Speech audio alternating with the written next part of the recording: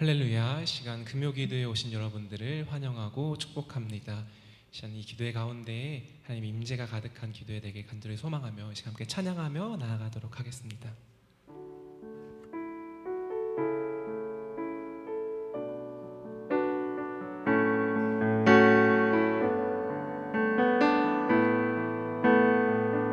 신실하게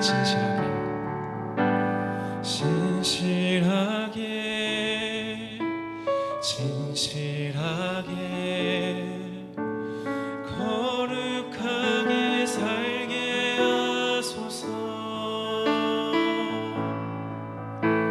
신실하게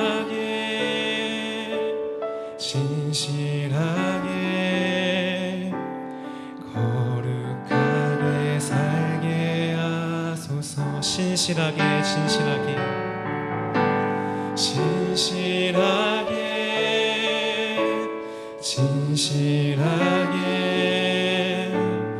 거룩하게 살게 하소서. 신실하게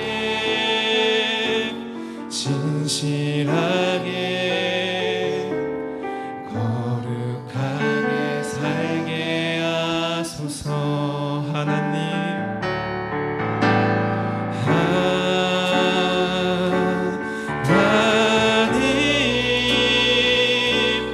나의 마음 만져주소서.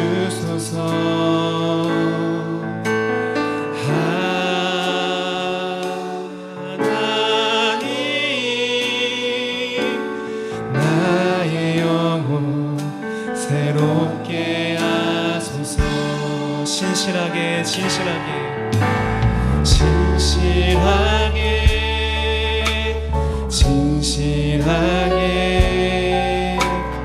거룩하게 살게 하소서. 신실하게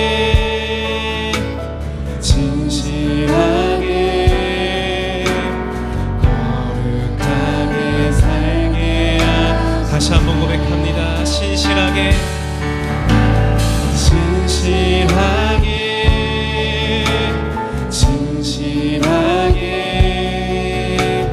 거룩하게 살게 하소서.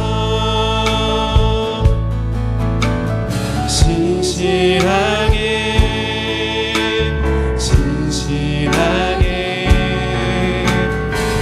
거룩하게 살게 하소서. 하나님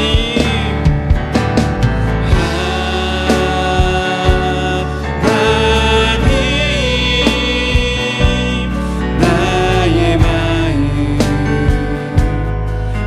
만져주소서.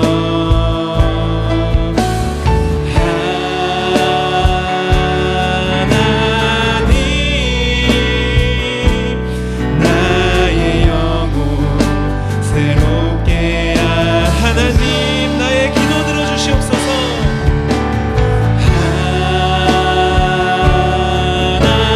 하나님 나의 기도 들어주소서.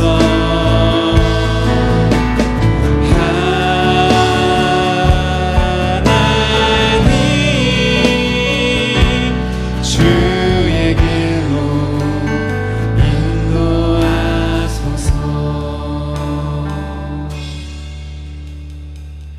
우리 이 시간에는 함께 배워보며 함께 찬양할 텐데요. 이 시간 주를 바라보며 찬양하며 나아가도록 하겠습니다.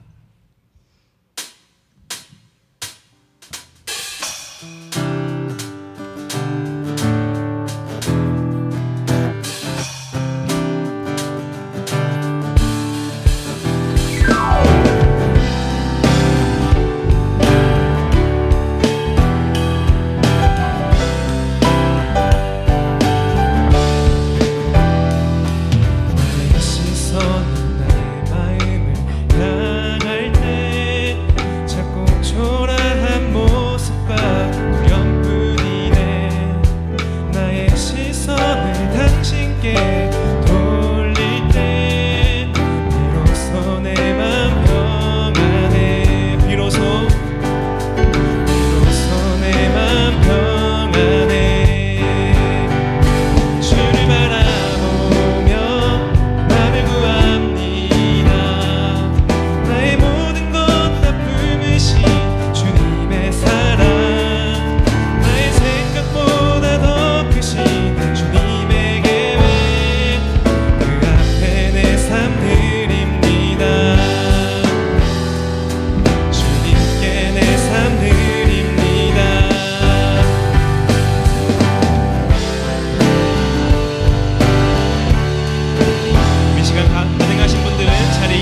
비로소 기쁨으로 찬양하며 나아가기 원합니다.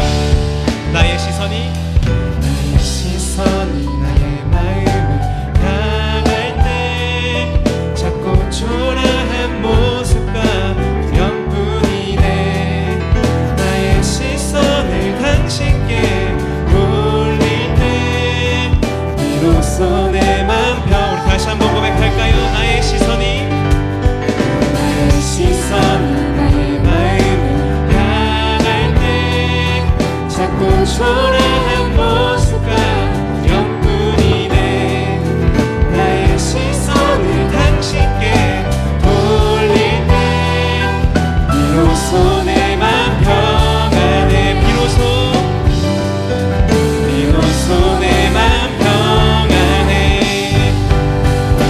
주를 바라보며 맘을 구합니다. 나의 모든 것 다 품으신 주님의 사랑, 나의 생각보다 더 크신 주님의 계획, 그 앞에 내 삶 드림. 주를 바라보며 맘을 구합니다. 나의 모든 것 다 품으신 주님의 사랑, 나의 생각보다 더 크신 주님의 계획, 그 앞에 내 삶 드립니다. 주님께 내 삶 드립니다.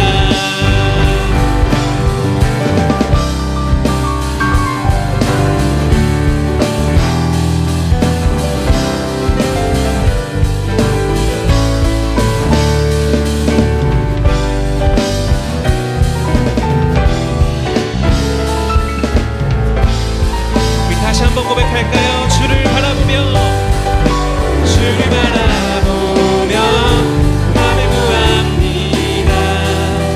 나의 모든 것 다 품으신 주님의 사랑, 나의 생각보다 더 크신 주님의 계획, 그 앞에 내 삶들. 우리 마지막으로 주를 바라보며 맘을 구합니다. 나의 모든 것 다 품으신 주님의 사랑, 나의 생각보다 더 크신 주님의 계획, 그 앞에 내 삶 드립니다. 주님께 내 삶 드립니다. 주님께 내 삶 드립니다.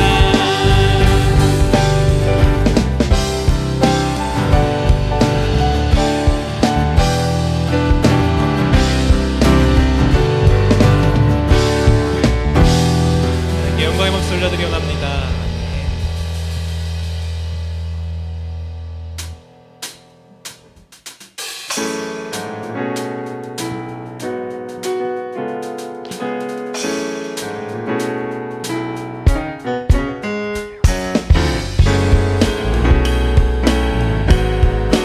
우리가 늘 의지하는 예수님의 이름을 함께 찬양하며 나아가길 원합니다.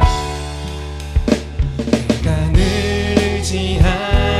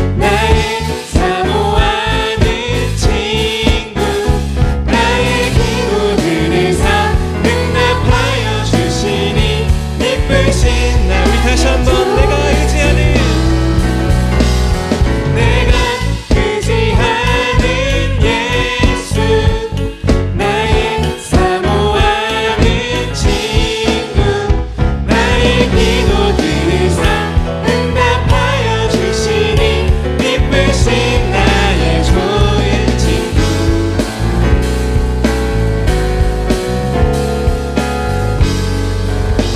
이렇게 3절로 고백합니다.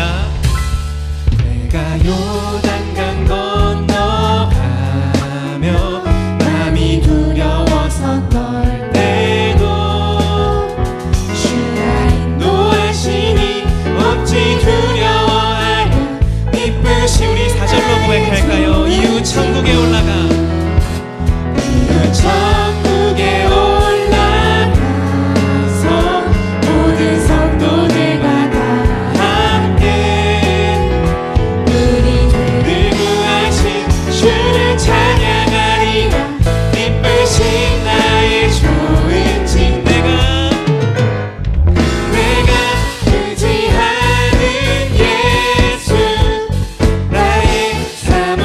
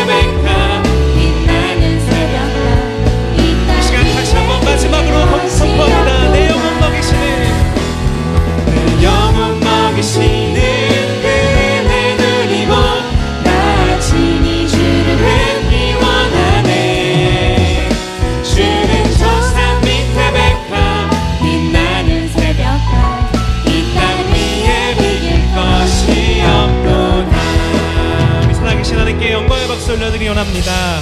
아멘.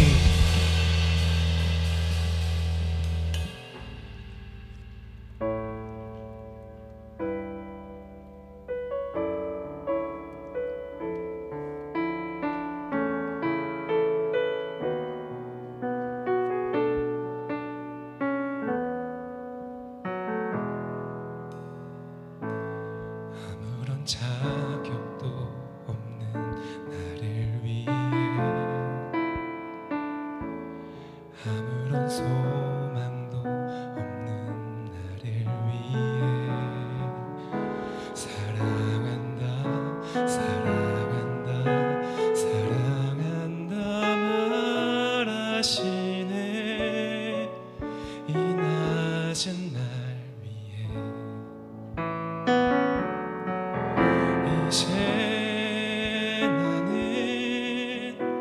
옛사람 아니요 사망에서 건지신 주의 자녀이니 그 한없는 주의 사랑 안에 기쁨으로 걸어가겠네. 아무런 자격도 아무런 자격도 없는 나를 위해 아무런 소망도 없는 나를 위해 사랑한다 사랑한다 사랑한다 말하시네. 이 날 다시 한번 고백하며 나아갑니다. 아무런 자격도 없는 아무런 자격도 없는 나를 위해 아무런 소망도 없는 나를 위해 사랑한다 사랑한다 사랑한다 말하시네 이 낮은 날 이제 나는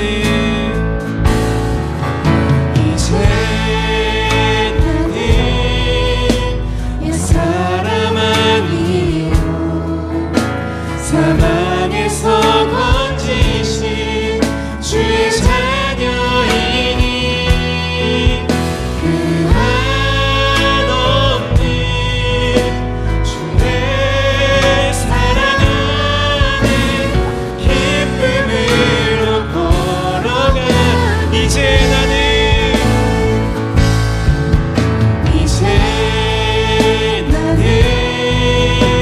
옛사람 아니요 사망에서 건지신 주의 자녀이니 그 한없는 주의 사랑 안에 기쁨으로 걸어가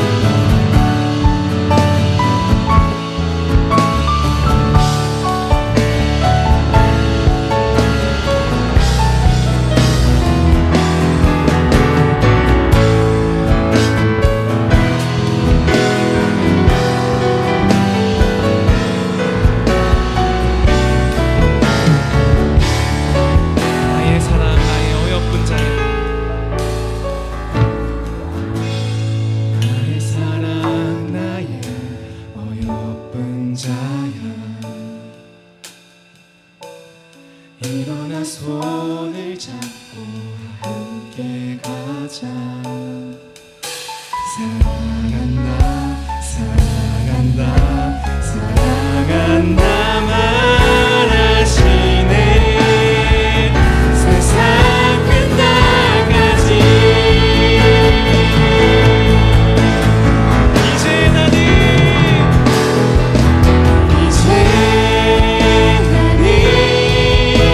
이 사람 아니요 사망에서 건지신 주의 자녀이니 그 한없는 주의 사랑 안에 기쁨으로 걸어가 이제 나는 그 사람 아니요 사망에서 건지신 주의 자녀이니 그 한없는 주의 사랑 안에 기쁨으로 걸어가겠네 이제 나는 옛사람 아니요 사망에서 건지신 주의 자녀이니 그 한없는 주의 사랑 안에 기쁨으로 걸어가겠네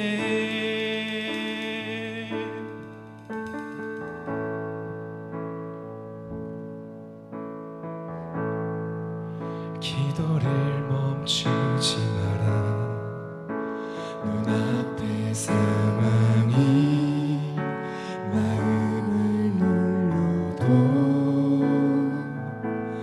원망치 마라 너의 입을 지켜라 저들은 너의 입을 보고 있다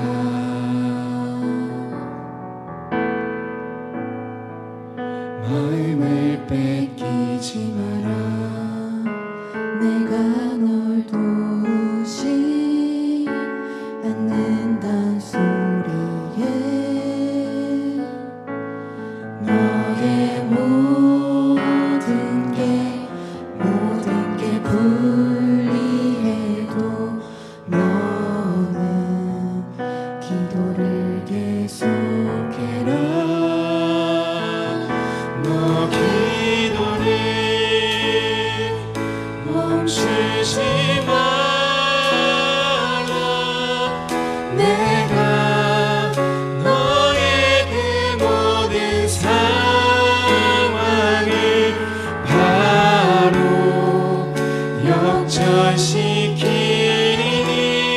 역전시키니 너 기도를 멈추지 마라 내가 잠시도 쉬지 않고 모든 걸 지켜보고 있으니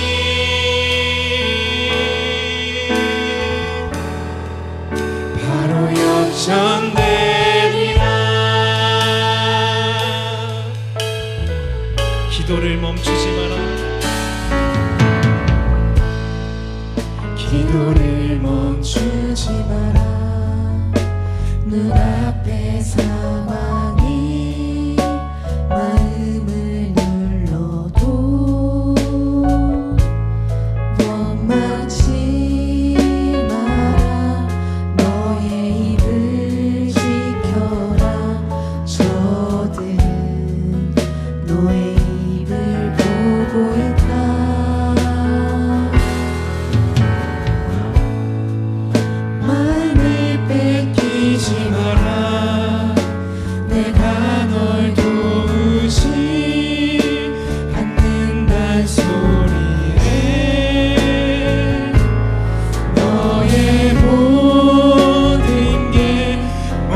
크게 불리해도 너는 기도를 계속해라. 너 기도를 멈추지 마라. 내가 너의 그 모든 상황을 바로 역전시키리니 너 기도를 멈추지 마라. 내가 잠시도 쉬지 않고 모든 걸 지켜보고 너 기도를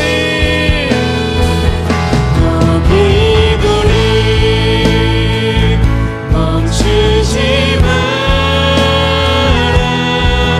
내가 너의 그 모든 상황을 바로 역전시키리니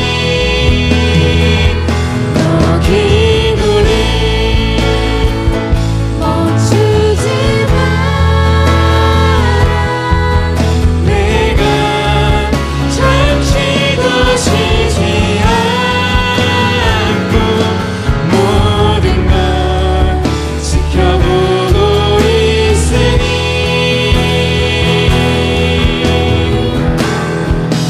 바로 역전되리라.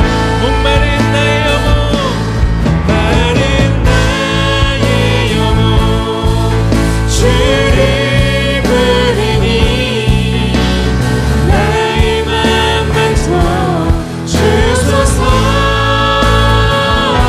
주님만을 원합니다. 더 원합니다. 나의 맘만 더. 우리 시간 마지막으로 고백합니다. 목마른 나의 영혼, 마른 나의 영혼, 주를 부르니 나의 맘만 더 주소서. 주님만을 원합니다. 더 원합니다. 나의 맘만 더 주소서. 우리 시간 함께 기도하며 나아가기를 원합니다. 시간 함께 기도할 때 그 금요 기도회 가운데 성령이 임재하여 주시고 특별히 이대 8단 가운데 나아가 있는 선교팀이 돌아오는 길까지 안전하게 기전할 수 있도록 함께 기도해 주시고, 또한 우리가 농촌 선교를 기도하며 나아갈 때에 우리 섬김 가운데에 나의 의와 나의 뜻대로 행하는 것이 아니라 오직 하나님의 뜻만 나타나게 하여 주시옵소서. 그곳에 우리의 의를 위한, 우리의 기쁨만을 위한이 아닌 그곳 땅에 퍼질 하나님의 복음을 위하여 선포하게 해달라고 시간 우리 기도하며 나아가도록 하겠습니다. 주여, 오 사랑이 많으신 하나님 감사합니다. 시간 주님 앞에 그냥 풍성하신 아버지 하나님, 오늘 이 금요일 저녁 우리가 주님 앞에 모여서 하나님을 찬양하고 주를 예배하고 또 이렇게 기도하게 하여 주심에 감사를 드립니다. 하나님, 주님 앞에 부족한 저희가, 또 주님 앞에 내세울 것 하나 없는 저희가 주님 앞에 모여 하나님을 찾고 하나님을 구하오니 주님, 오늘 이 시간 우리에게 응답하여 주시고 우리를 만나 주시고 우리와 함께하여 주시옵소서. 주님을 찾고 주님께 기도하는 우리의 기도의 모든 제목들을 주님 하나도 땅에 떨어뜨리지 말아 주시고, 이 모든 기도가 주님께 상달되어서 하나님의 놀라우신 응답을, 우리가 기대하지 못하고 우리가 생각하지도 못했던 놀라운 하나님의 역사를 받아 누릴 수 있는 그 시작점이 될 수 있는 오늘이 예배의 자리, 기도의 자리 될 수 있도록 주님 은혜 베풀어 주시옵소서. 아버지, 이 시간을 주님께 올려드리오니 주여 받아주시기를 소망하옵고 우리의 주인 되신 우리 주 예수 그리스도 이름으로 기도하옵나이다. 아멘. 오늘 우리 말씀 보도록 하겠습니다. 오늘 하나님께서 우리에게 주신 말씀은 구약성경 역대상 4장 9절과 10절 말씀입니다. 우리 2절밖에 안 되기 때문에 조금 길지만 2절 치고는 함께 읽어보도록 하겠습니다. 야베스는 그의 형제보다 귀중한 자라. 그의 어머니가 이름하여 이르되 야베스라 하였으니 이는 내가 수고로이 낳았다 함이었더라. 야베스가 이스라엘 하나님께 아뢰어 이르되 주께서 내게 복을 주시려거든 나의 지역을 넓히시고 주의 손으로 나를 도우사 나로 환난을 벗어나 내게 근심이 없게 하옵소서 하였더니 하나님이 그가 구하는 것을 허락하셨더라. 아멘. 네, 야베스 인생이라는 제목으로 오늘 말씀을 나눠보려고 합니다. 야베스의 기도라고 혹시 들어보셨죠?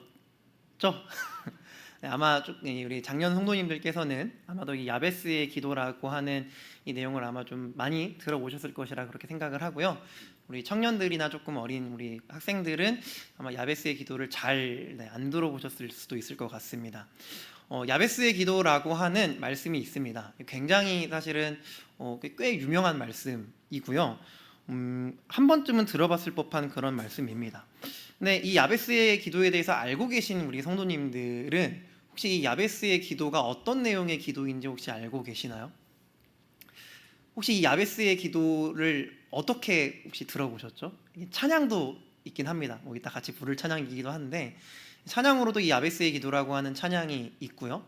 근데 우리가 보통 이 야베스의 기도 이 말씀, 정확하게는 기도의 내용은 10절 말씀이거든요. 근데 이 10절 말씀의 내용을 우리가 보통 이제 예전에는 어디서 많이 봤냐면은 가게나 식당 이런데 아니면 이제 그리스도인들이 운영하는 성도님들이 운영하시는 그런 이제 생업장이나 아니면은 가정에 이렇게 그 말씀패 액자처럼 만들어 가지고 많이 걸어놨었어요. 예전에 이렇게 그런 거 많이 있잖아요. 내 처음은 미약하느나 끝은 심히 창대하리라 이런 거 많이 걸어 놓잖아요. 그거랑 비슷하게 이 야베스의 기도의 이 말씀도 이제 액자로 지금도 네이버에 검색을 하시면 액자가 많이 나옵니다. 혹시나 해서 검색해봤는데 나오더라고요. 이렇게 있는데 왜 사람들이 이거를 많이 그렇게 걸어놓고 했었냐라고 하면은 이 야베스의 기도의 말씀에 이런 내용이 있습니다. 지금 이제 개역개정 성경을 조금 다르게 번역을 해놨는데요. 뭔 내용이 있냐면 원컨대 주께서 나에게 복의 복을 더하사라는 말씀이 있습니다. 원컨대 주께서 나에게 복의 복을 더하사. 그러니까 복을 받으면 좋잖아요, 그렇죠? 근데 이 말씀 구절을 보면은 복이 더블이에요. 복의 복이니까 복이 이제 더블로 들어오는 거거든요. 그래서 이 말씀을 보고서 많은 사람들이 이거는 이제 우리가 받을 복에 대한 말씀이다. 또 이제 나중에 또 이야기를 드리겠지만 여기 보면 이제 땅에 대한 얘기도 나오거든요. 나의 이 지경을 넓히시오라는 말씀이 있는데 이건 또 땅에 대한 이야기입니다. 그러니까 땅 많이 얻게 해주세요. 이런 기도처럼 이게 또 들린단 말이죠. 복 많이 받고 이 땅도 내가 가질 수 있다고 하니까 이거 우리 이 집안의 이 가운으로 삼아야겠다라고 하면서 액자를 걸어두시거나 이 생업장에 이렇게 액자로 이렇게 딱 걸어두시는 분들이 꽤 있으셨습니다. 그런데 제가 이렇게 말씀을 드리는 이유는 당연하겠지만 이 야베스의 기도의 내용이 그런 의미가 아니기 때문이겠죠. 이 야베스의 기도라고 하는 이 성경에서 또 특별히 오늘 우리가 읽었던 이 역대상, 역대기에는 한 굵직한 기도가 4개 정도 등장을 하는데요. 그 중에 가장 먼저 나온 기도의 내용입니다. 이 야베스의 기도는 단순히 우리가 좀 이 세상에서 받는 우리 이 현세의 어떤 복락을 의미하는 물질적인 충만함이나 인생이 잘 풀리는 그러한 복을 얘기하는 것이 아닙니다. 사실은 오늘 이 야베스의 기도를 잘 모르시는 분들도 이 말씀을 좀 주목해 보실 필요가 있는 게요. 이 야베스라고 하는 사람이 했던 기도의 내용인데 이 야베스라고 하는 사람의 이름부터가 굉장히 부정적인 이름입니다. 이 고통과 고난의 상징인 야베스라고 하는 이 사람이 자신의 어려움 상황 속에서 내가 하나님의 백성답게 회복되고 싶다. 내가 하나님을 믿는 사람, 하나님의 백성으로서 내가 정말 하나님의 은혜 가운데 잘 조금 살아보고 싶다라고 하는 그런 어떤 간절함과 또 애통함이 담겨있는 이 기도의 내용이 바로 우리가 오늘 읽은 역대상 4장 9절과 10절에서 나오는 이 야베스의 기도라고 하는 말씀, 이 기도문의 내용입니다. 자, 그러면 이 야베스의 기도가 과연 어떤 내용인지 지금부터 조금씩 살펴보려고 하는데요.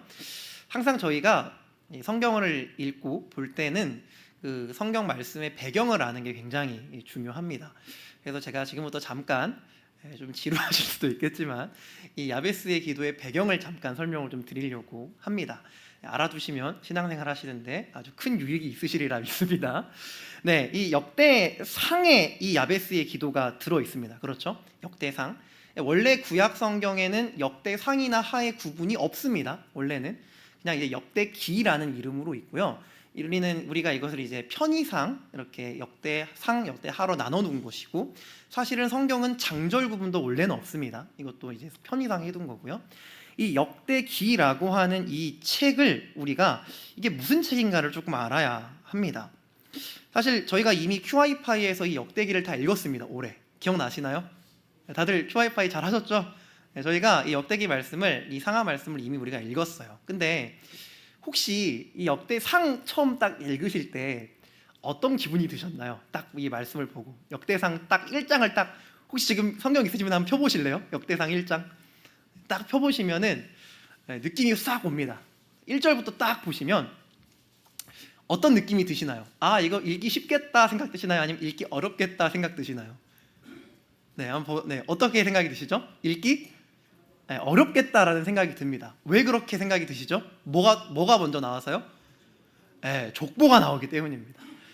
우리가 성경 읽을 때 가장 큰 진입 장벽이죠. 가장 먼저 우리가 마주치는 족보가 창세기 5장에 나오고요. 이렇게 족보들이 나오면은 이 벽이 느껴집니다. 아, 이거 큰일 났다.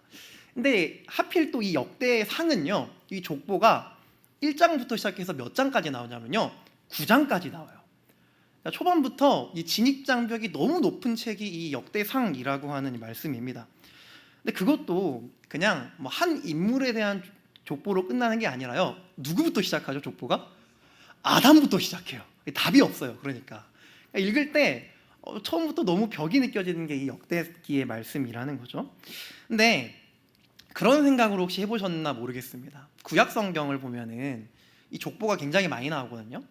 왜 족보가 그렇게 많이 나올까요? 구약 성경에 족보가 정말 많이 나옵니다. 근데 왜 이 이스라엘 백성들은 이 족보에 혈안이 돼가지고 이 족보를 다 이렇게 하나하나 기록을 해놨을까요? 그런 생각 안 해보셨죠? 그래서 제가 말씀을 좀 드려보겠습니다. 왜 이 이스라엘 백성들이 족보에 이렇게 목숨을 거냐면요, 특별히 이 역대상하 말씀에서는 이 족보가 갖고 있는 굉장히 중요한 의미가 있습니다. 그게 뭐냐면, 사실 이 역대상하의 말씀은요, 이스라엘 백성들의 역사를 담고 있는 말씀이거든요. 근데 이거를 언제 누구에게 썼냐를 알아야 됩니다. 언제 누구에게.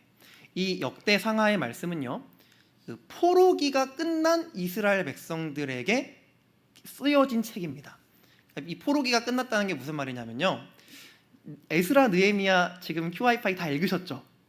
이번 달 겁니다. 이번 달 거 이거 읽으셨어야 돼요. 에스라 느헤미야가 이 포로기가 끝나고 예루살렘으로 돌아왔던 이스라엘 백성들에 대한 이야기입니다. 그래서 이 사람들이 뭐를 짓죠? 성전을 다시 짓고 성벽을 짓습니다. 다 알고 계신데 대답 안 하신 거죠? 성전과 성벽을 다시 만듭니다. 근데 이 사람들이 성전과 성벽을 딱 만든 거를 눈으로 보고 나서 기분이 어땠을 것 같으세요? 이스라엘 백성들이 약 100년 정도 되는 포로기가 끝났습니다. 바벨론 제국과 페르시아 제국에게 종노릇 하다가 한 100년 정도 그렇게 살다가 이제 조금 풀려났어요. 예루살렘에 돌아왔습니다. 다시 하나님의 성전을 만들었습니다. 예루살렘의 성벽까지 건설을 했습니다. 그거를 봤던 이스라엘 백성들의 마음이 어땠을 것 같으세요? 굉장히 조금 이렇게 그래도 이제 좀 됐다라는 생각이 들지 않았겠어요? 이제 조금 우리 민족이, 우리 이스라엘 백성들, 하나님의 백성들이 이제 조금 회복이 좀 되겠구나. 성전도 만들었고 성벽도 만들었으니 이제 과거처럼, 옛날 그 이스라엘의 위대한 왕이었던 다윗 왕의 그 시대처럼 하나님이 우리를 이제 좀 회복시키겠구나 라는 기대가 이 에스라와 느헤미야서에 포함되어 있습니다. 그런데 사실 그들의 현실은 그렇지 않았습니다. 처음에는 기대됐을 거예요. 처음에는 설렜을 겁니다. 근데 그들의 현실이 그렇게 녹록하지가 않았습니다. 왜냐면요, 이스라엘 백성들은 아직 이 포로기는 끝났지만 독립된 게 아니라 식민지 생활을 하고 있는 사람들이기 때문입니다. 아직 페르시아의 지배를 받고 있는 상태예요. 그래서 자기들이 원하는 대로 살 수가 없습니다. 나라를 강하게 만들기가 불가능해요. 여전히 그들의 삶은 달라지지 않은 겁니다. 그리고 사실 성전도 다시 지었고 성벽도 다시 만들었지만 이 성전과 성벽의 모습이 옛날 성전과 성벽에 비교하면 초라해요. 굉장히 작습니다. 그래서 이스라엘 백성들이 어떻게 되냐면요, 낙심합니다. 왜 우리가 다시 이렇게 노력해서 성전도 만들고 성벽도 지었는데 왜 우리의 삶은 더 나아지지 않는가? 왜 우리의 이 비참한 현실은 달라지지 않는 거지? 여기서 그들은 이런 질문을 합니다. 하나님은 왜 우리를 가만히 두십니까? 왜 우리를 다시 회복시켜주지 않으십니까? 하나님 당신의 백성이 맞습니까? 라고 이 이스라엘 백성들이 하나님께 질문을 던집니다. 이 역대 상하의 말씀은요, 그렇게 질문을 던지고 있는 이스라엘 백성들을 향해서 기록된 말씀입니다. 우리는 하나님의 백성이 맞나? 하나님이 왜 우리를 도와주지 않는 것 같지? 우리는 정말 하나님 당신의 백성이 맞습니까? 라고 하는 그러한 시대적인 질문을 품고 있던 이스라엘 백성들을 향해서 하나님은 누군지 모를 역대 상하의 저자를 통해서 하나님의 말씀을 전달합니다. 근데 그 첫 시작이 뭐예요? 아담이에요. 왜 이 족보가 등장하는지 아세요? 너희는 여전히 하나님의 백성이야. 너희의 조상이 누군지 알아? 아담이야, 셋이야, 모세야, 아브라함이야, 이삭이야, 야곱이야, 다윗이야. 너희는 여전히 그들의 자손으로서 너희는 나의 백성이야 라는 것을 알려주고 싶으셨던 거예요, 하나님이. 그래서 이 족보가 길게 등장합니다. 너희들 한 사람 한 사람 모두 다 내가 아끼고 사랑하는 나의 백성이다. 그거를 기억하라고 우리는 조금 불편한 그 족보를 굉장히 길게 기록을 해놓은 거예요. 그래서 이 족보를 읽으시면서 그런 생각하셔야 됩니다. 아, 이게 내가 하나님의 백성이라는 증거구나. 왜? 우리도 아브라함의 자손이거든요. 믿음으로 된 아브라함의 자손이라고 바울이 얘기하잖아요. 족보를 보시면서 읽기 싫다라는 마음 가지시면 안 되고요. 나도 하나님의 자손이다, 나도 하나님의 백성이다라고 하는 거를 주님이 이 족보를 통해서 나한테 알려주시는구나, 그런 생각을 하시면서 족보를 보시면 조금 덜 불편해하실 거라고 생각은 하는데 어떠실지 모르겠네요. 자, 이게 바로 이 역대 상하의 이 배경입니다. 그렇게 이 족보가 쭉쭉쭉쭉 등장을 하게 되는데요, 그 중에서 오늘 우리가 읽은 역대상 4장 말씀은 굉장히 독특합니다. 왜 독특하냐면, 사실은 이게 지금 족보라고 말씀드렸잖아요. 누가 누구를 낳고 누가 누구를 낳고 이런 이야기가 쭉쭉쭉 등장하는 말씀이에요. 근데 이 사이에 기도가 들어가 있어요. 족보 사이에 기도가 껴 있어요. 심지어는요, 성경 있으신 분들은 역대상 4장 보시면은 그 위에 소제목이 있거든요. 뭐라고 써져 있나요, 혹시? 뭐라고 써져 있죠? 유다의 자손이라고 써져 있습니다. 그렇죠? 근데 이스라엘의 12지파 중에서 어떤 지파가 제일 중요한 지파인지 아세요? 유다 지파가 제일 중요합니다. 왜냐하면 그 지파에 다윗이 있기 때문이고요. 그리고 그 지파에서 누가 태어나시죠? 예수님이 태어나세요. 그래서 유다 지파가 제일 중요합니다. 근데 그 유다 지파의 족보를 쭉쭉쭉 설명하는 와중에 갑자기 웬걸? 야베스라는 이름의 사람이 등장을 하고 있는 거예요. 근데 이게 안 그래도 족보 사이에 기도문이 들어있는 게 엄청 어색한 내용이거든요. 근데 더 심각한 건 뭔지 아세요? 이 야베스라고 하는 사람이 이 성경에서 긍정적으로 보이지 않는 사람이라는 게 문제예요. 다윗의 족보, 예수님의 족보가 등장을 하는데 그 사이에 어떤 느낌이냐면 흰색 천에다가 거기다가 먹물을 쫙 끼얹어 놓은 느낌인 겁니다. 이 완벽해야 하는 다윗 왕의 족보에 갑자기 야베스라고 하는 부정적인 이름이 딱 들어가 있는 거예요. 그래서 이 말씀은요, 굉장히 사실 불편한 말씀입니다. 굉장히 불편한 말씀이에요. 사실 성경에 있으신 분들은 앞뒤를 쭉 보시면요, 오늘 본문인 9절과 10절이 빠진 게 더 자연스럽게 느껴질 겁니다. 8절에 이어서 11절을 읽는 게 훨씬 자연스럽거든요. 자, 그런데 그러면 왜 이 말씀을 하필이면 여기다가 껴놨느냐? 이게 사실은 중요하겠죠. 여기에 하나님께서 우리에게 주고자 하시는 굉장히 중요한 의미가 담겨 있습니다. 자, 이제 이 야베스라고 하는 사람에 대해서 우리가 조금 확인을 좀 해보도록 할 건데요. 본문 9절의 말씀을 우리 앞에 화면을 보면서 우리 한번 같이 한번 읽어보도록 하겠습니다. 9절 말씀 함께 읽습니다. 야베스는 그의 형제보다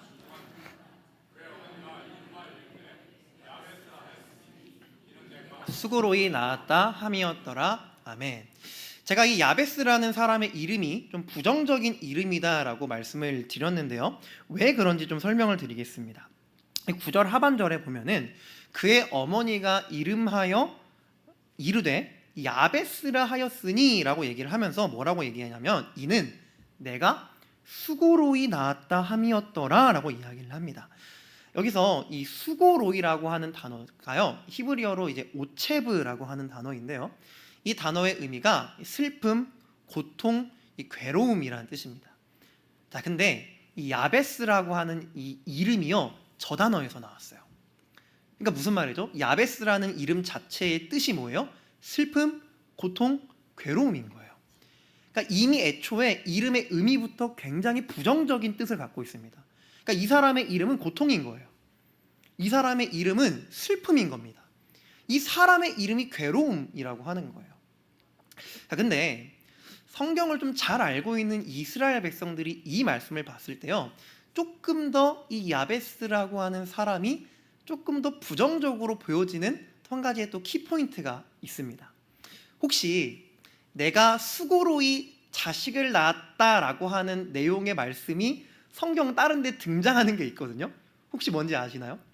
수고로이 자식을 낳는다라고 하는 말씀 어디 나오는지 혹시 아실까요? 굉장히 쉬운데, 내가 수고하여 자식을 낳는다. 수고하여 자식을 낳는다. 창세기에 있습니다. 창세기 3장에 등장합니다. 창세기 3장에. 창세기 3장 16절 말씀인데요. 또 여자에게 이르시되 내가 내게 임신하는 고통을 크게 더하리니 내가 수고하고 자식을 낳을 것이며. 저기서 말한 저 수고하고가 오늘 본문의 수고로이랑 똑같은 단어입니다. 오체브. 똑같은 뜻이에요. 근데 저 말씀은 누가 누구에게 뭐 때문에 하시는 말씀이죠? 하나님이 죄를 지은 여자 하와한테 하시는 저주의 말씀이에요. 죄에 대한 대가로 네가 받을 저주의 내용이 뭐냐? 너는 자녀를 낳을 때 고통을 받고 수고하여 자녀를 낳을 것이다. 고통과 슬픔과 괴로움 중에서 너는 자녀를 낳을 것인데 이게 죄인인 너에게 주는 나의 벌이다 라고 하나님께서 주시는 말씀입니다. 그러니까 이 수고로이 자녀를 낳는다는 건 뭐예요? 결국 하나님의 저주를 상징하는 표현인 겁니다. 그러니 우리는 잘 모를 수 있어도 이스라엘 백성들이 이 야베스라는 사람이 태어났다고 하는 이 9절의 말씀을 보면 어떤 생각을 하게 되냐면요, 이 야베스라는 사람 저주받은 인생이구나. 이름부터 고통이에요. 이름부터 슬픔과 괴로움입니다. 근데 딱 보아하니 이 사람의 앞으로 인생도 별로 순탄하진 않았겠구나 라고 그렇게 생각을 할 수 있는 게 바로 이 야베스라고 하는 그런 사람인 겁니다. 자, 그런데요, 이 9절 말씀을 다시 보면요, 여기서 근데 좀 이상한 게 한 가지 또 섞여 있습니다. 우리 9절 말씀 한 번 더 한번 봐볼까요? 네, 앞부분만 읽겠습니다. 노란 글씨 시작. 야베스는 그의 형제보다 귀중한 자라 라고 이야기를 합니다. 근데 야베스가 고난, 고통, 괴로움, 슬픔을 상징하는 사람인데 이 사람에 대한 평가는 완전 달라요. 방금 뭐라고 얘기했죠? 야베스는 그의 형제보다 뭐한 자라? 귀중한 자라라고 얘기를 합니다. 여기서 이 귀중하다라고 하는 건요, 존귀하다, 존경받을 만하다라는 뜻이거든요. 그러니까 이게 조금 이상한 거죠. 이름의 뜻도 고난과 고통과 슬픔이에요. 그의 인생도 그렇게 순탄하지 않을 것처럼 보이는 사람이에요. 근데 그 사람에 대한 평가가 어떻다고요? 이 사람은 귀중한 자래요. 존귀한 인물이래요. 존경받을 만한 사람이라고 그렇게 얘기를 하는 겁니다. 비록 우리가 성경에서 이 야베스라는 사람이 등장하지 않습니다. 여기가 끝이에요. 그런데 우리가 이 야베스라는 사람의 실제 인생을 우리가 알 수 있는 방법은 없습니다. 그저 유추일 뿐이죠. 그러나 한 가지 분명한 것은 뭐냐? 그 이름이 가지고 있었던 어떤 불행함과 고통과는 다르게 그의 인생에 대한 평가는 뭐라고 평가하는 겁니까? 그의 인생은 존귀한 인생이었다. 그는 그의 이름과 다르게 존귀한 인생을 살았다. 그의 삶과는 다르게 그의 어떤 사람들이 봤을 때 그 사람의 어떤 부정적인 삶과는 다르게 이 사람의 인생 자체는 존귀했다. 존경받을 만했다라고 성경은 평가하고 있는 겁니다. 자, 그러면 중요한 것은 이것이죠. 그러면 어떻게 이 야베스는 어떻게 수고와 고통과 괴로움과 슬픔의 이름을 가진 그 삶에서 존귀하고 귀중하고 존경받을 만한 인생으로 변화할 수 있었느냐? 이게 아무래도 중요하겠죠. 이것을 알려주는 것이 바로 본문 10절에 등장하는 야베스의 기도의 내용입니다. 자, 우리 본문 10절의 말씀을 볼 건데요. 이번에도 노란색 글씨만 한번 좀 읽어보도록 하겠습니다. 읽습니다. 시작. 야베스가 이스라엘 하나님께 아뢰어 이르되 라고 얘기를 합니다. 이 10절이 바로 이 야베스의 기도의 내용이에요. 저 노란 글씨 밑에 있는 것들이 야베스 기도의 내용이거든요. 그런데 그것을 보기 전에 이 야베스가 하나님께 기도한다고 얘기를 합니다. 근데 여기서 야베스가 하나님께 그냥 기도했다고 하지 않아요. 뭐라고 얘기를 하죠? 야베스가 이스라엘 하나님께 아뢰어 이르되라고 얘기를 합니다. 아뢰어 이르되. 아뢰어 이른다는 말은 그냥 우리가 보기에는 조금 공손한 표현처럼 들립니다. 아뢰다. 그러니까 높은 존재에게 낮은 사람이 이렇게 조금 공손하게 표현하는 것처럼 보이지만 사실 히브리어 원어를 보면은 어떤 의미냐면요, 부르짖다라는 뜻입니다. 카라라고 하는 단어예요. 부르짖다라는 뜻입니다. 그러니까 간절함이 들어가 있는 거예요. 그냥 기도하는 게 아닙니다. 야베스는 하나님께 부르짖으면서 기도한 거예요. 실제로 그의 삶이 힘들었을 수도 있어요. 실제로 그의 삶이 슬픔과 고통이 가득한 인생이었을 수도 있습니다. 어쨌든 그는 하나님을 향해서 강하게 강력하게 부르짖으면서 기도한 겁니다. 여기서 또 한 가지는요, 그냥 하나님께 기도했다고 본문은 얘기하지 않아요. 하나님 앞에 수식어가 하나 붙습니다. 어떤 하나님이죠? 이스라엘 하나님입니다. 그냥 하나님이라고만 해도 되거든요. 근데 이스라엘 하나님이에요. 왜 그러냐? 별것 아닌 것처럼 보이실 수도 있는데 그렇지 않습니다. 여러분이 역대기 말씀을 받았던 사람들이 누구라고 말씀드렸죠? 포로기 이후 이스라엘 백성들. 달라지지 않는 삶, 하나님을 향해서 하나님, 우리는 주님의 백성이 맞습니까? 라고 하는 그런 처절한 질문을 던지고 있었던 이스라엘 백성들을 향해서 기록된 게 이 역대기 말씀이라고 말씀드렸습니다. 여기서 이스라엘 하나님이라고 표현을 붙인 것은 그래서 이런 의미예요. 하나님은 여전히 너희의 하나님이야. 하나님은 여전히 너희의 하나님이야. 너희의 하나님인 그 하나님에게 이 야베스처럼 너희도 부르짖으며 기도해라. 하나님이 너희의 하나님이 아닌 것 같고 너희가 하나님의 백성이 아닌 것처럼 여겨진다면, 아니 그렇지 않다. 기도해라. 부르짖어라. 하나님은 여전히 너희의 하나님이다 라고 이야기해 주는 겁니다.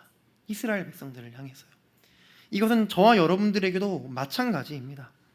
마치 야베스라고 하는 그런 이름을 가지고서 슬픔과 고통과 괴로움이라고 하는 그런 이름을 가지고서 살아가는 것은요, 이스라엘 백성들뿐만이 아니라 이 자리에 있는 저와 여러분도 사실은 마찬가지입니다. 우리의 이름이 야베스예요. 우리의 인생이 야베스 인생입니다. 왜요? 일단 우리는 죄인이거든요. 죄인의 삶 속에는요, 그 죄인의 삶의 결과와 끝은 슬픔과 고통과 괴로움밖에 있을 수는 없습니다. 물론 우리는 예수 그리스도를 만났죠. 우리는 예수님을 믿습니다. 그런데 예수님을 믿으신 저와 여러분들, 근데 우리의 인생에 슬픔과 고통과 괴로움이 완전히 사라지셨습니까? 그렇지 않습니다.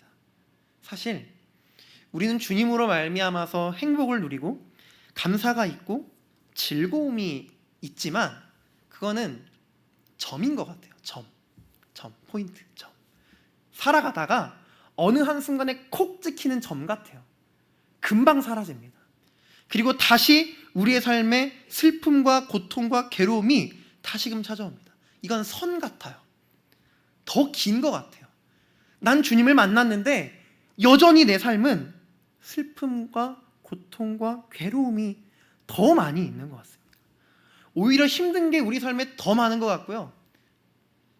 차라리 내가 그리스도인이 아니었으면 좀 덜 억울했을 텐데, 난 그리스도인인데 하나님이 날 도와준다는 것도 아는데 내 삶에 여전히 고통이 있으니 그 고통이 우리에게 더욱더 크게 느껴지게 되는 겁니다. 그래서 사실 우리도 이 역대기 말씀을 듣고 있는 이스라엘 백성들처럼 하나님을 향해서 질문을 던지죠. 하나님, 나는 주님의 백성이 맞습니까? 하나님, 저는 하나님의 백성이 맞습니까? 하나님은 나의 하나님이 맞습니까? 라고 우리도 주님을 향해서 질문을 던지는 겁니다. 그런 질문을 던지시며 살아오시다가 지금 이 자리 가운데 모여 계신 거 아닙니까? 그런데 그런 저와 여러분들을 향해서 하나님이 이 야베스의 기도의 말씀을 통해서 얘기하시는 거예요. 나는 너희의 하나님이야. 나는 너희의 하나님이야. 기도해. 너의 하나님에게 기도해. 야베스가 이스라엘의 하나님께 처절한 마음으로 간절하게 간구하고 부르짖었던 것처럼 너희도 너희의 하나님에게 야베스처럼 간절하게 간절한 마음으로 외쳐, 간구해, 기도해. 그러면 내가 응답할 거야 라고 우리에게 말씀하고 계신 거예요. 사랑하는 성도 여러분, 우리의 인생이 야베스고 우리의 이름이 야베스입니다. 우리의 인생과 같은 야베스의 인생, 그 인생을 여러분 살아가고 계시다면 오늘 이 말씀 가운데 귀를 기울이십시오. 이스라엘의 하나님은 지금 나의 하나님입니다. 그리고 우리는 그 하나님께 기도해야 합니다. 간절하게 기도해야 합니다. 부르짖으며 기도해야 합니다. 그러면 그 하나님은 우리에게 응답하실 것이고요. 사실 10절 마지막 부분에 보면 무슨 말씀이 나오는지 아세요? 하나님이 그가 구하는 것을 허락하셨더라 라는 말씀이 나옵니다. 그 하나님이 오늘 이 저녁 저와 여러분들의 삶 속에 응답하시는 은혜가 반드시 있으리라 그렇게 확신합니다. 그렇게 우리의 삶을 변화시키는 주님을 우리는 바라보아야 하는데요. 자, 그렇다면 끝이 아닙니다. 아직 좀 더 남았습니다. 그렇다면 우리가 이렇게 야베스처럼 기도해야 하는데, 자, 그럼 야베스는 하나님 앞에서 어떻게 기도했을까요? 우리가 야베스처럼 기도하는 것도 중요하지만 야베스가 했던 기도의 내용처럼 기도하는 것도 중요합니다. 왜냐하면 그 내용을 들으신 하나님이 야베스에게 응답하셨거든요. 그 내용을 허락하신 거거든요. 그래서 오늘 말씀을 보면서 야베스의 기도의 내용을 나의 기도의 내용으로 바꿔서 나도 그 기도를 하는 것이 또한 중요할 겁니다. 자, 그럼 이 야베스는 어떻게 하나님께 기도했을까요? 그 내용이 무엇일까요? 자, 그 첫 번째 내용은 바로 이것입니다. 나에게 복의 복을 더해 주옵소서입니다. 나에게 복의 복을 더해 주옵소서. 오늘 말씀에는요, 뭐라고 나와 있냐면 주께서 내게 복을 주시려거든 이라고 나옵니다. 이게 약간 의역이고요. 직역하면 나에게 복의 복을 더해 주옵소서라고 하는 내용이 됩니다. 사실 이게 제가 말씀드렸지만 이 야베스의 기도가 조금 이렇게 하나님께서 복 주시는 기도라고 사람들이 이렇게 오해하는 이유가 되는 본문이기도 하거든요. 근데 왜 그렇게 우리가 이 오해를 하게 되냐면, 우리 기본적으로 우리는 이 복이라는 단어를 너무 잘 알고 있어요. 그래서 우리가 이거 오해를 많이 합니다. 어떻게 잘 알고 있냐면 우리 한국식 개념으로 복을 많이 알고 있어요. 그렇죠? 복이 뭐죠? 우리 이제 명절에 많이 하는, 새해에 많이 하는 새해 복 많이 받으세요 할 때 이 복이 성경적인 복은 아니잖아요. 그렇죠? 기본적으로 이 복의 의미가 뭐죠? 기본적으로 한국적인 의미에서의 복은 뭐냐면 우리가 이 삶에서 누리는 좀 좋은 것들, 또 만족할 만한 것들, 행운들, 그리고 거기서 나온 어떤 행복들, 이런 걸 우리가 보통 복이라고 얘기를 많이 합니다. 별거 없죠. 뭐 돈, 성공, 뭐 땅, 뭐 이런 거 있잖아요. 좋은 것들 우리 보통 이제 복이라고 많이 갖고 있죠. 근데 성경적인 복의 개념은 다릅니다. 당연하겠지만 다릅니다. 물론 성경에서도 이런 물질적인 복을 얘기를 합니다. 하나님께서 우리에게 주시는 복 중에는 분명 물질적인 복이 있어요. 근데 오해하면 안 되는 건 그건 부가 서비스입니다. 부가적인 거예요. 그러니까 없어도 그만인 거예요. 그렇기 때문에 하나님이 복을 안 주시는 사람들도 있잖아요. 오히려 힘들게 살아가는 사람들도 있고. 복은 부가 서비스예요. 그러면 진짜 하나님께서 우리에게 주시는 복이 무엇인가? 그게 중요할 건데요. 이 성경적인 복의 아주 직접적인 의미를 대놓고 얘기해 준 사람이 있습니다. 너무너무 친절하게. 그래서 저는 이 사람을 참 좋아합니다. 그게 누구냐면요, 아삽이라는 사람이에요. 혹시 아삽이라는 사람의 이름 들어보신 적이 있으십니까? 아삽? 이 아삽이 어디 나오냐면요, 시편에 나옵니다. 시편. 자, 시편 73편 28절 말씀 함께 읽습니다. 네, 화면 보고 읽겠습니다. 시작. 하나님께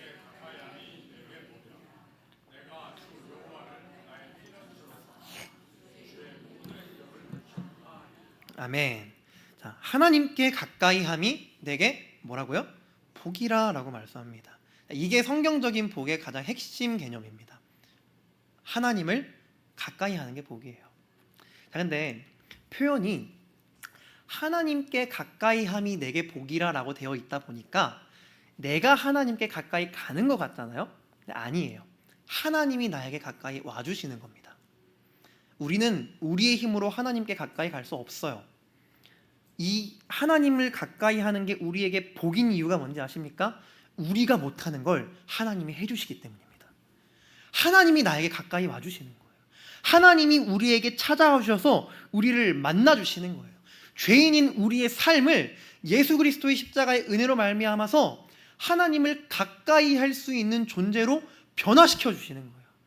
그 은혜로 우리는 하나님을 가까이 하고 살아갈 수 있습니다. 그래서 이 하나님을 가까이 한다는 것은요, 바로 하나님과 좋은 관계를 맺는다는 겁니다.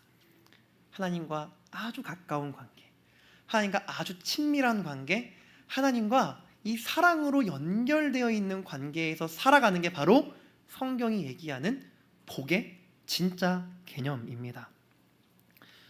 그래서요, 이 야베스의 기도에서도 마찬가지입니다. 사실 야베스가 하나님께 구하는 이 복이요, 나에게 복의 복을 더해 주시옵소서라고 하는 이 복은요, 이 생에서 누리는 어떤 좋은 것들을 얘기하는 게 아니에요. 그럼 뭡니까? 주님, 내가 하나님을 가까이 할 수 있도록 하여 주시옵소서. 하나님께서 나와 가까이 와주세요. 하나님, 내 힘으로 주님께 가까이 갈 수가 없습니다. 주님, 나에게 찾아와 주세요. 이스라엘 백성들이 하나님께서 정말 우리를 기억해 주시는 것이 맞는가? 우리는 정말 하나님의 백성이 맞는가라고 하는 그런 질문을 가지고 살아가는데, 그때 하나님께서는 그들에게 구하라고 하는 거예요. 내가 너희와 가까이 있다. 나는 너희와 여전히 가까이 있어. 그러니 그 관계를 구해. 왜 하나님이 나에게 가까이 와주지 않느냐? 나는 하나님의 백성이 맞느냐라고 하는 질문 멈추고, 내가 너희에게 가까이 갈 수 있도록 그것을 가지고 기도해. 당장 우리의 인생은 슬픔이고 고통이고 괴로움이지만 가장 먼저 하나님과의 바른 관계 속으로 들어가기를 원한다는 기도를 하라고, 그렇게 우리에게 말씀하시는 겁니다. 그래서 사랑하는 성도 여러분, 오늘 밤 우리가 하나님 앞에서 기도해야 하는 이 중요한 기도의 제목 중 하나도 바로 이것입니다. 우리는 하나님과 우리의 관계를 위해서 기도해야 합니다. 우리 그리스도인들은요, 항상 하나님과 나와의 관계를 의식하고 살아야 합니다. 이 관계가, 하나님과의 관계가 바르지 않다면요, 우리가 살아가면서 누리는 어떤 것도 아무런 의미가 없습니다. 그런 의미에서 오늘 여러분들은 하나님과 얼마나 가까이 사셨습니까? 이번 한 주 여러분들은 얼마나 하나님을 가까이 하며 살아가셨습니까? 근데 사실 이 하나님을 가까이 하며 산다는 게 조금 추상적으로 느껴지실 수도 있어요. 자, 그러면 이렇게 질문을 바꿔보겠습니다. 여러분, 오늘 하루, 저 여러분은 오늘 하루의 삶 속에 얼마나 하나님이라는 분을 의식하면서 사셨습니까? 어떤 일을 하실 때, 직장에서라든지 친구 관계에서라든지 가족에게 있었던 어떤 일들에서, 사람을 대할 때 모든 상황 속에서 얼마나 하나님을 의식하시면서 살았습니까? 내가 지금 하고 있는 이 일을 하나님이 보고 계신다. 내가 지금 감당하는 이 역할들을 하나님이 지금 나랑 가까이에서 보고 계신다. 나는 지금 하나님 앞에서 이 일을 하고 있다라는 생각을 오늘 얼마나 하셨습니까? 이번 한 주 얼마나 하나님을 의식하면서 살아오셨습니까? 아니, 지금까지 살아왔던 우리 그리스도인들의 인생 속에서 얼마나 하나님의 존재를 생각하면서 지금까지 살아오셨습니까? 만약에 오늘 하루의 삶, 지난 한 주간의 삶 속에서 하나님을 별로 의식하지 않으셨다면, 어떤 문제가 우리 앞에 있을 때 그 문제의 이유를 하나님께 묻지 않고 먼저 해결 방법부터만 고민하고 있거나, 우리 오늘의 하루가 바쁘다고 하나님을 잊고 살아가거나, 성경도 기도도 잊어버리고 내 삶이 조금 바쁘다고 하나님 찾기를 외면하고 살아가고 있거나, 하나님께서 분명히 모든 나의 상황 속에 나와 가까이에서 내 삶을 지켜보고 계신데 그 가까이에서 나를 지켜보시는 하나님을 생각하지 않고 의식하지 않고 그렇게 혹시 살아오셨다면 지금 우리는 하나님을 가까이 하는 것이 결단코 아닙니다. 하나님을 가까이 하는 그리스도인들의 삶이란 하나님을 의식하면서 사는 겁니다. 눈에 보이지 않아도 지금 내 옆에 하나님이 계신다는 것을 항상 생각하면서, 지금 옆에 계시잖아요. 우리 안에 다 계시잖아요. 그걸 항상 생각하면서 내 삶의 모든 것이 하나님의 눈앞에 있으니 그 하나님이 보고 계시는 상태에서 나는 과연 어떻게 살아가야 하는가를 늘상 우리의 삶의 고민으로 두고 살아가는 것, 그게 바로 하나님을 가까이 하고 살아가는 겁니다. 혹시 오늘 하루, 지난 한 주, 그동안의 삶 속에서 하나님을 의식하지 않고 살아오셨습니까? 괜찮습니다. 오늘 이 시간 우리 주님께 야베스처럼 기도하시는 은혜가 있기를 축복합니다. 주여, 내가 하나님을 가까이 하겠습니다. 내가 하나님을 의식하며 살겠습니다. 내 삶에 어떤 일이든지 하나님이 그것을 보고 계시다는 것을 항상 생각하면서 살아가겠습니다. 나의 어떤 삶의 문제나 나의 바쁨과 나의 어떤 어려움보다 내가 먼저 하나님과 나와의 관계를 구하오니 주여 나의 삶 가운데 역사하시고 나에게 응답하여 주시옵소서. 그렇게 함께 마음 모아 기도하는 오늘 이 밤이 되기를 주님의 이름으로 축복합니다. 다음으로 야베스는 두 번째 이런 기도를 하게 되는데요. 두 번째 기도 한번 읽어볼까요? 나의 지역을 넓혀 주옵소서라고 기도합니다. 옛날에는 이제 지경이라고도 표현을 많이 했는데요. 이 지역이라고 하는 이 단어는 직역하면 경계선이라는 말입니다. 경계선. 이 경계선이 어떤 경계선이냐면요, 땅의 경계선이에요. 땅과 땅 사이를 나누는 국경 같은 거죠. 땅의 경계선. 이 지역이라고 하는 이 단어가 이 성경에서 가장 많이 사용된 본문이 어디냐면요, 이 여호수아예요. 여호수아에서 가장 많이 사용이 됩니다. 왜냐하면 이 여호수아 말씀은 이 땅을 정복하는 말씀이잖아요. 땅을 정복하고 그 땅을 백성들끼리 이렇게 나누는 그런 말씀들이 있기 때문에 이 땅의 경계선을 표현할 때 이렇게 많이 사용을 했습니다. 그래서 저 지역이라는 표현은 실질적으로는 땅 그 자체를 의미합니다. 땅을 의미해요. 땅. 좋은 거잖아요. 땅을 의미합니다. 그래서 이게 사실은 야베스의 기도를 또 이제 복을 구하는 기도라고 오해하게 만드는 또 하나의 요소죠. 이제 땅 부자 좋잖아요. 당연하겠지만 그런 의미는 아니고요. 자, 그러면 이 야베스가 이 지역을 넓혀달라라고 하는, 이 땅을 넓혀달라라고 하는 것은 어떤 의미를 가지고 있을까요? 이스라엘 백성들에게 이 땅이라고 하는 것은요, 굉장히 중요합니다. 땅은 왜 중요하냐면요, 이 땅이 이스라엘 백성들의 기업이기 때문이에요. 기업. 이 성경 읽으시면서 기업이라는 단어 많이 들어보셨죠? 기업. 이 기업이라는 단어의 의미를 혹시 아십니까? 성경에서 나오는 기업이라고 하는 말. 이 기업이라는 말은요, 조금 우리말과 비슷하게 좀 해석을 해보자면은 유산 정도가 됩니다. 유산. 부모가 자식에게 남겨주는 그런 유산이라는 그런 의미가 있는 게 이 기업인데요. 그것도 조금 좀 불완전한 해석이긴 합니다. 왜냐하면 정확하게 이 기업은 부모가 자식에게 물려주는 유산이 아니고요, 하나님이 은혜로 주시는 선물이 기업입니다. 왜 땅이 기업이냐면 가나안 땅은요 하나님의 선물이에요. 하나님께서 그 땅에 이스라엘 백성들이 살 수 있도록 허락해 주시고 맡기신 게 바로 그냥 가나안 땅인 거예요. 은혜의 선물이기 때문에 그게 기업이거든요. 그래서 이스라엘 백성들에게 땅은 엄청 중요합니다. 그래서 이스라엘 백성들 사이에서는요 땅을 사고 팔면 안 돼요. 땅의 소유권을 사고 파는 게 금지되어 있습니다. 선대 성경에 땅을 사고 팔았다는 얘기가 등장을 하는데요, 그거는 땅을 사고 판 게 아니라 그 땅의 경작권을 판 겁니다. 땅 자체의 소유를 바꾼 게 아니에요. 그래서 이 땅의 경작권들은요 시간이 아무리 길게 지나도 희년이 되면 무조건 이 원래 주인에게로 돌아가야 됩니다. 땅이 그만큼 중요해요. 자, 근데 그럼 왜 여기서 야베스는 이 기업, 땅을 이야기를 하는 것인가? 왜냐하면요 이스라엘 백성들에게 땅이 중요한 기업이기는 한데 사실 그 땅보다 훨씬 중요한 기업이 있었습니다. 사실 이 땅은 별거 아니에요. 이 땅을 하나님이 주시면서 너희의 기업은 이거야 라고 반드시 기억해 라고 하시는 말씀이 있습니다. 그게 뭐냐? 이 예레미야 애가 이 3장 24절의 말씀이 있습니다. 자, 앞에 화면을 보면서 우리 한번 같이 읽어볼까요? 내 심령에 이르기를 하도다. 아멘. 누가 기업이라고 말씀하죠? 여호와가 나의 기업이라고 얘기합니다. 우리의 진짜 기업, 이스라엘 백성들의 진짜 기업은 땅이 아닙니다. 재산이 아니에요. 그럼 뭡니까? 하나님이 기업입니다. 하나님 자체가 그들의 기업이고 그들의 은혜예요.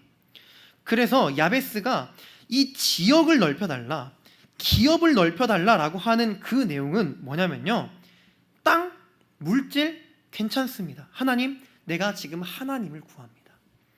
내 삶의 다른 어떤 것들보다도, 내가 손에 쥐고 있는 그 어떤 것들보다 이거 다 필요 없고 지금 나에겐 누가 필요하냐? 나의 기업이신 하나님이 필요합니다. 나에게 때로 땅이 없어도, 나에게 물질이 없어도 하나님, 나는 괜찮습니다. 그저 나의 진짜 기업이신 하나님 당신만 나의 손안에 있으면 나는 내 인생 속에서 만족할 수 있습니다. 그렇게 야베스가 기도하고 있는 겁니다. 그러니 사랑하는 성도 여러분, 오늘 이 밤 우리가 주님께 구해야 하는 두 번째 기도의 제목은 바로 이것입니다. 나의 참 기업 되시는 하나님만 구하게 하옵소서라고 우리는 기도해야 합니다. 여러분, 이스라엘 백성들의 참된 기업이 하나님이셨던 것처럼 저와 여러분의 참된 기업도 오직 하나님뿐이십니다. 그런데 우리는 하나님 말고 다른 기업을 많이 찾습니다. 하나님이 우리의 기업이신데, 우리가 가지고 있는 모든 것들은 다 하나님이 그냥 우리에게 선물로 주신 것인데, 우리는 그것을 우리에게 주신 하나님이 아니라 그냥 하나님이 주신 그것에 집착해요. 다른 기업을 요구하고 다른 기업을 품고 살아갑니다. 한번 생각해 보세요. 하나님이 아닌 것들 중에요, 하나님 제외하고 지금 내 삶에 있는 모든 것들 중에서 좀 이게 없어지면 내 인생이 처량해지는 것 같고, 이게 없어지면 조금 내 인생이 힘들어지는 것 같고, 슬퍼지는 것 같고, 좌절될 것 같은 것이 있다면 그게 지금 내가 생각하는 나의 기업인 겁니다. 그게 때론 물질일 수도 있고요, 또 혹은 때로는요 그게 내 자녀일 수도 있어요. 내 자녀가 내 뜻대로 안 크면 뭔가 내 인생이 불행해질 것 같고 안 될 것 같이 느껴지십니까? 그러면 지금 내 자녀가 나의 기업인 겁니다. 당연하겠지만 놓으셔야 돼요. 때로는 대학이 될 수도 있죠. 때로는 직장이 될 수도 있습니다. 그게 무엇이든 내가 바라는 그것이 이루어지지 않는다고 생각했을 때 내 인생이 비참하게 여겨지십니까? 그럼 그게 내 기업인 겁니다. 우리는 하나님이 아니라 그 기업을 붙잡고 살아가고 있는 거예요.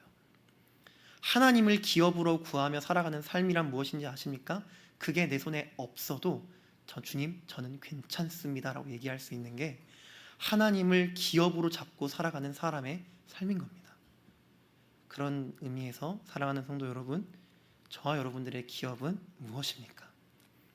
내 손에 잡고 있는 그것, 이게 없으면 나는 도저히 살아갈 수 없을 것 같이 여겨지는 그거, 이게 없으면 내 인생 여기까지인 것 같다고 여겨지는 그게 무엇입니까? 하나님이 아니라 다른 것 때문에 그런 마음이 드신다면 오늘 이 시간 우리 주님께 기도하며 그 모든 것들을 내려놓으시기를 소망합니다. 하나님만이 저와 여러분들의 기업이십니다. 하나님만이 우리의 유일한 기업이 되십니다. 그러니 다른 것들을 다 내려놓으시고 오늘 이 시간 우리의 하나님만을 붙잡으시는 은혜가 이 밤 저와 여러분에게 있기를 간절히 소망합니다. 마지막으로 야베스는 세 번째로 이것을 구하는데요. 우리 앞에 화면을 보면서 이제 읽어보도록 하겠습니다. 주의 손으로 나를 도우사 하옵소서. 자, 먼저 이 주의 손이라고 야베스가 얘기를 합니다. 이 주의 손이라고 하는 것은요, 이 하나님의 능력을 나타내는 표현이거든요. 이 하나님께서 우리를 도우실 때 주님의 손으로 우리를 도우신다, 이렇게 얘기하는 표현입니다. 그래서 야베스는 지금 하나님의 손으로 하나님이 제발 자신을 좀 도와주셨으면 하는 기도를 하고 있는 거예요. 근데 왜 그럼 그렇게 도와주셨으면 하느냐?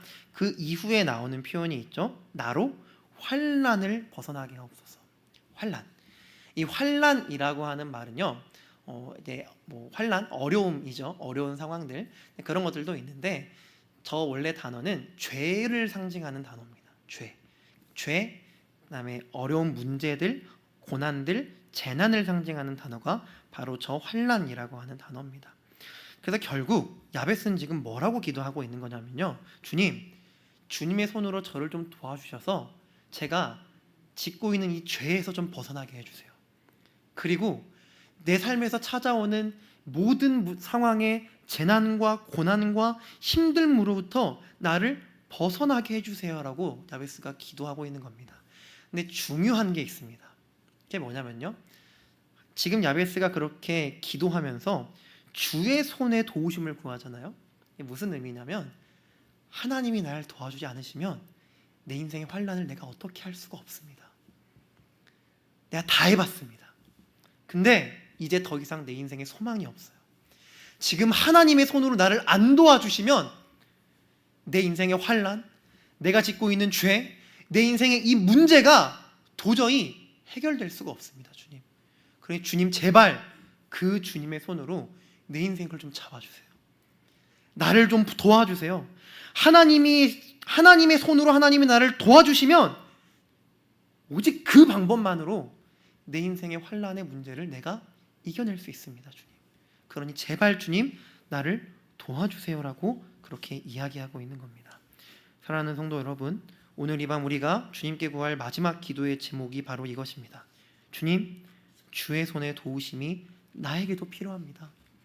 주님, 내 인생의 죄의 문제, 내가 벗어나지 못하는 모든 죄의 문제들 속에서, 그리고 또 지금까지 내 인생을 괴롭히고 있는 내 삶의 모든 고통과 슬픔의 모든 원인들 앞에서 주님, 주님의 손의 도우심이 나에게는 너무나도 간절히 필요합니다.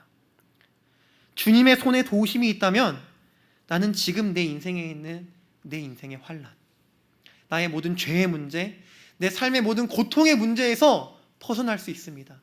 주님, 나는 그것을 믿습니다. 하나님의 손이 나를 도와주시면 내 인생 달라질 수 있다고, 내 삶의 어려움이 끝날 거라고, 그런 확신을 가지고 야베스처럼 오늘 이 밤 주님을 찾고 주님께 부르짖는 저 여러분이 되기를 소망합니다. 잦은 죄가 저와 여러분들을 힘들게 하고 있습니까? 하나님 앞에 우리가 죄를 짓지 않겠다라고 하는 다짐도 굉장히 중요하지만 주님, 나를 변화시켜 달라고 먼저 기도하는 저 여러분이 되기를 소망합니다. 어떤 문제 앞에서 그 문제에 대한 해결책을 찾고 고민하는 것도 중요하지만 하나님이라면 이 문제를 해결해 줄 수 있다라는 확신을 가지고 주님께 구하는 것도 중요합니다. 내 인생에 있는 고난과 어려움이 우리를 넘어뜨리고 무너지게 했다면 포기하지 말고 주님의 손을 야베스처럼 구하며 그 손을 붙잡고 다시 일어나셔야 합니다. 하나님께서 반드시 저와 여러분들을 도와주시고 주님이 도와주신다면 내 인생의 모든 문제에서 우리가 벗어날 수 있기 때문입니다. 하나님의 도우심을 무시하지 마십시오. 우리는 너무 하나님의 도우심에 대한 이야기를 많이 듣다 보니까 이게 생각이 두 개로 갈라져요. 하나님의 도우심에 대한 이야기를 들으면 위로는 되는데 실제 내 삶에는 피식하고 넘어가는 경우가 많습니다. 너무 많이 들었기 때문에요. 하지만 그러시면 안 됩니다.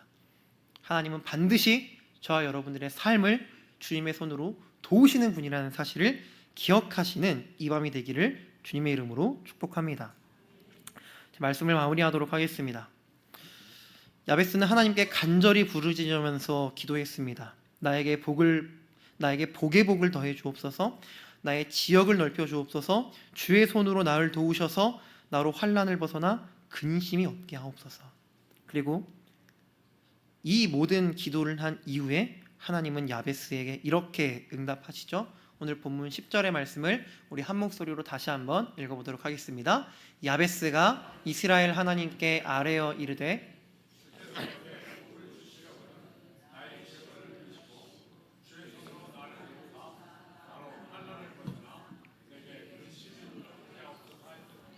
하나님이 그가 구하는 것을 허락하셨더라. 아멘. 하나님이 그가 구하는 것을 허락하셨더라. 하나님이 그가 구하는 것을 허락하셨더라 라고 얘기합니다. 하나님이 야베스의 기도를 들으셨고 그가 구하는 것을 허락하셨습니다. 사랑하는 성도 여러분, 야베스 인생을 살아가고 있는 저와 여러분들이, 야베스라는 이름을 가지고 살아가고 있는 저와 여러분들이 오늘 이 밤 이 기도의 내용을 기억하시면서 다시 우리 하나님을 찾기를 바랍니다. 하나님께 부르짖으며 기도할 때에 하나님을 가까이 하는 복과 나의 진짜 기업이신 하나님을 붙잡는 은혜가, 주님의 손에 도우심이 우리 삶 속에 넘치는 그 은혜가 우리의 삶 속에 가득히 임할 것입니다. 우리가 구하는 모든 것들을 하나님께서 허락하시는 그 놀라운 은혜가 오늘 이 밤 이 자리 가운데 모인 모든 주님의 백성들에게 가득히 있기를 간절히 소망합니다. 우리 함께 찬양하며 나아가도록 하겠습니다.